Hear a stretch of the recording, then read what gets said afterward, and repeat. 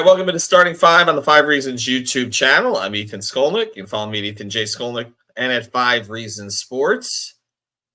Our producer today is Manny Chang. We'll be talking Dolphins again here as we go forward. Do want to mention two great sponsors of the Five Reasons Sports Network. Our friends over at U Brake Wheel Fix. If you're in North Miami, you definitely got to check them out. Actually, anywhere in the Tri-County area, you've got to check them out. If you've ever run over a pothole so hard that your steering wheel shakes, again, we're in South Florida. You probably have, or you're constantly losing air in your tires, so you need to keep adding air. Reach out to U Brake Wheel Fix. Starts with the letter U. U Brake Wheel Fix, Miami's premier wheel repair and restoration company. Over 20 years of experience and located, as I mentioned, in North Miami. U Brake Wheel Fix offers quick repairs for damaged wheels, and in most cases can offer free loaner wheels to keep you on the road while repairing your damaged wheels. They also can freshen up your car. Don't replace them, refinish them.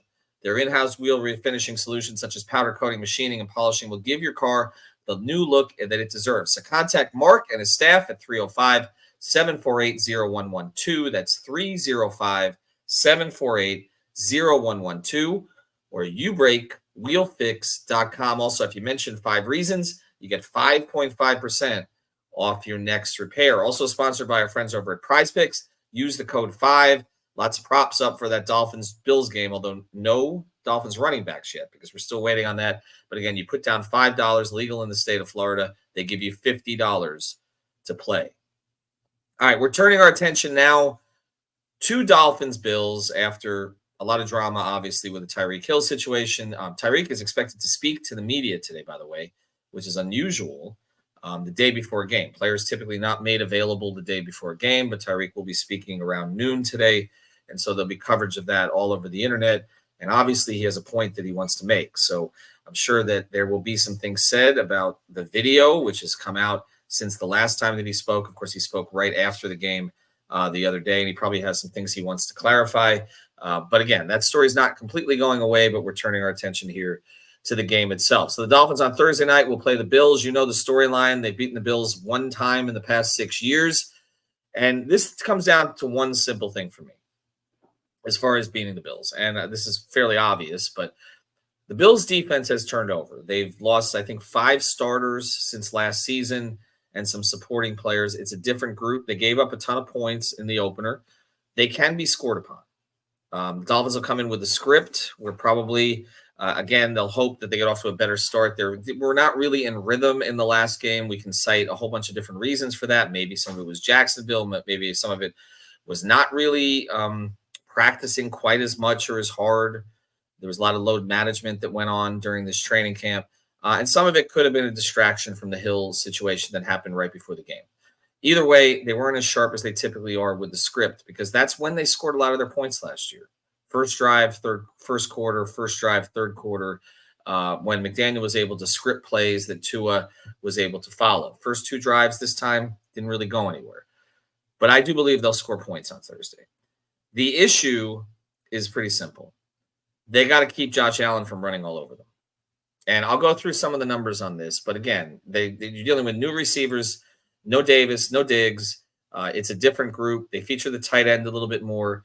With the Bills, and there's a physicality to their game that the Dolphins have to match, and that's something that Louis Sung talked about yesterday. He's talked a lot about, and he was on Pulse of Fins Nation hosting last night. Let me go through some of the numbers on Allen, though, against the Dolphins. Okay, this is historically against Miami. First game he played against the Dolphins, 2018, which was a loss, 21-17 loss, but Allen rushed for 135 yards on 9 attempts. Second game that season, which was just a couple weeks later, 3 weeks later, that was the 42-17 win against the Dolphins. He rushed for 95 yards on 9 attempts. 2019, that was a win. 2019, these were both wins, okay? First win, they scored 31 points. He rushes for 32 yards, 8 yards an attempt. Then in November, they score 37 points and win, 56 yards rushing, okay? The next year, 2020, he didn't have as many rushing yards against him. He tore him apart through the air. So the first game, which was a 31-28 win, that one was in Miami. He threw for 415, only rushed for 19. Then the next game, he didn't need to do anything. They scored 56 against Miami. A lot of turnovers on the Dolphins side. That, of course, that game was in Buffalo in 2021. You may remember that one. You may not want to. Threw for 224, just rushed for 3 yards. Again, there were a lot of other factors at play in that game. 2021, 35-0 win. Rush for 35 yards. Next time, okay, this was a 26-11 win. Rush for 55 yards on 8 attempts. Then 2022, this was the one Dolphin win that creeps in here, 21-19, when Allen threw 63 times for 400 yards, 47 yards rushing, but they only scored 19 points. Then a 32-29 win. That was in December at home. And when I say at home, I mean for the Bills. That was a 32-29 win. He rushed for 77 yards, threw for 304. And then last year, 2023, 48-20 win. Threw for 320 with 4 touchdowns, no interceptions, rushed for just 17, but had a touchdown. And then in January, threw for 359. Again, this was the game in Miami, the 21-14 win. Threw for 359, rushed for 67. So now, if you go back in Josh Allen's career, 10-2, he's passed for 3,363 yards. That's 33 touchdowns, 7 picks, and the rushing yards. 85 attempts, 638. He's averaging 7.5 yards per carry and 5 touchdowns. It's pretty simple, okay? If they're ever going to win this division and host a playoff game, which is what needs to happen for them to win their first playoff game since December 30th, 2000, they have to control Josh Allen. It is the simple, biggest key to this entire season. Because the road in the AFC East is not going through the Jets. I mean, I don't know if you saw a video that was posted where I said this. I was on with the guys from Big Picks Energy. To me, the Jets are the most overrated team in the preseason. I don't think any team was close. Counting on a quarterback of that age, coming off an Achilles, who, again, he's playing with some good skill guys. There's no question. Okay, they got with Wilson and Hall, etc. But not as comfortable with the entire program as he was in Green Bay. Older player, Achilles, as I said, doesn't have the mobility that he used to have. The arm is still there, but I don't think the accuracy is there like it was. And counting on him to be the pace setter in a division, I think, was crazy. And I know the guys at Big Picks Energy, who we trust, and they pointed out that the Jets have a soft schedule. I don't care. The Jets are a soft team for a lot of teams on their schedule. This is about the Dolphins and the Bills in this division. And for the Dolphins, it's really about Allen. I mean, it's about Allen. And, we talk about some of the things. This Polter goes, only way is for Ross to pay the Sun to work overtime. Exactly. That one loss, right, was about the Hard Rock Sun. There was an entire Twitter account that was created as a result of that. But what do you do to control Josh Allen? This is what this comes down to. And that's what I want to see from this defense. And I think that you take a look at guys like Javon Holland, who made the play of the game in the first game. He'll obviously be critical in this game. He's the second line of defense when Allen gets out of the pocket. The new linebacker crew, which is a little different than they expected it to be. You don't have Shaq Barrett, who you thought you would have. Van Ginkel's not there anymore.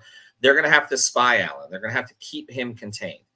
I would rather have Allen in the pocket throwing to these receivers than getting out of the pocket and picking up those 13, 14, 15-yard runs that extend these drives. And plus, with his physicality, he starts to wear down on the defense also. It's different than other quarterbacks. But also, we're going to see Jalen Phillips with a sack in the first game, tremendous. Okay, I mean, it's an incredible accomplishment for him to simply be on the field after 9 months. But he's going to have to be dynamic in this game. Because on the other side, the Bills have a guy, another product, Greg Rousseau, somebody who a lot of Dolphin fans thought that the Dolphins should have picked, who is blossoming into an elite player now. I mean, Von Miller, who's on the team and has been a top 5 pass rusher for most of the length of his career, basically called him a top 5 guy in the NFL now. Dolphins tackles actually played really well in the first game, according to PFF and people who know a lot more than I do. Our guy, Eric Smith, you should definitely follow him. OL Coach Smith, 63, and he's here on the scouting combine. They were pleased generally with the work of the offensive line. I was a little harder on the offensive line on first glance. Again, I'm not as trained in that as some others, and when you start to break down the film, you see that they did a better job than I thought. Particularly Eichenberg did a better job than I gave him credit for. But the tackles did their job. The tackles are going to have to do their job in this game to keep Tua in line, obviously, and keep him in rhythm. But again, I'm going to go to the other side of the ball. I do think the Dolphins will find ways to score points. But I think they're going to have this. This is a test for Weaver's defense. How sound are they when Allen gets out of the pocket? Do they wrap up? Do they get him on the ground? These are the things that are going to decide this game. And you talk about quarterbacks who lose their weapons. We talked about it with Mahomes last year. He ended up winning a Super Bowl. Now he's got a couple more weapons than there. Worthy is obviously giving them a totally different dimension along with Rice. But for Allen, this is a test for him this season. Because unlike Mahomes, who tends to keep the interceptions way down, had one in week 1, but typically doesn't throw a ton of them, Allen can be forced into mistakes. And so this is a balance for Weaver in terms of not being overly aggressive at the same time as trying to keep him in the pocket and make him work for it. This comes in from the Raging Dolphins Maniac. Fins are favored by 2 to 2.5 points, depending on the site. I can't remember the last time they're favored with the Bills. And actually, that's interesting because that number's gone up. I know we partner with Better Edge. You can use the code 5RSN there, get $20 to play. It's legal in Florida. But I also was at the Hard Rock the other night and saw and right after that night, the Dolphins were 1.5 point favorite. So that means that people are hammering the Dolphins right now. Okay. I do think there's something to that. Thursday night games, Alex Dono talked about this with me on Five Guys yesterday. Thursday night games tend to be big for the home team. You're talking about you're going from a Sunday to a Thursday, and you've got one day, which is essentially a travel day. I mean, I know Buffalo to Miami is not the longest flight, but still, it's the preparation, it's the packing, it's the getting, it's everything the team has to do. It's getting to the airport, it's waiting for the plane, it's sitting on the plane, it's getting to the hotel once you get in. You lose a day. I mean, there's meetings you can do and all the rest of this, but I mean, travel is draining for anybody. And you're talking about doing it, you're coming off of a football game where typically you need all of Monday to recover. And then you essentially have one practice day and you fly. One hard practice day and you fly. And you can't even go as hard as you want to. So there is a reason why in these short weeks, the home teams not only tend to win more than they do during a normal sort of 1 week break, but not only do they win, but we see a lot of lopsided results on Thursday night. So I get it why the Dolphins at home, where they're here, they're coming off a win, they're coming off a high, but they get to be around here. They get to plan in their facility. They get to recover in their facility. Why it is that they would be their number would be going up, but the Dolphins should be favored. They're a better team than the Bills at this point, I think.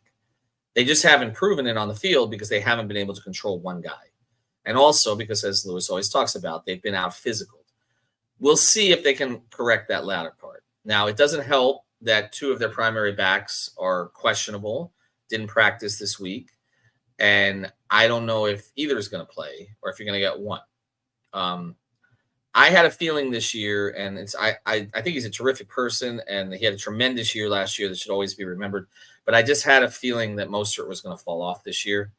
He was used a lot more at his age than running backs typically are. And I just, again, thought there was going to be more of a push towards playing the kids this year at the running back position. And I think we saw a little bit of that in game 1. But now it's going to be on Jalen Wright. Now, Jalen Wright has a certain physicality to the way he plays in addition to the speed.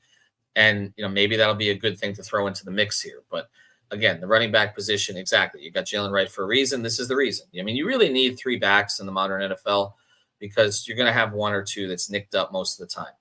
So he's a sneaky good play on Prize Picks once he's actually posted there. But we'll see if either of the other 2 guys plays.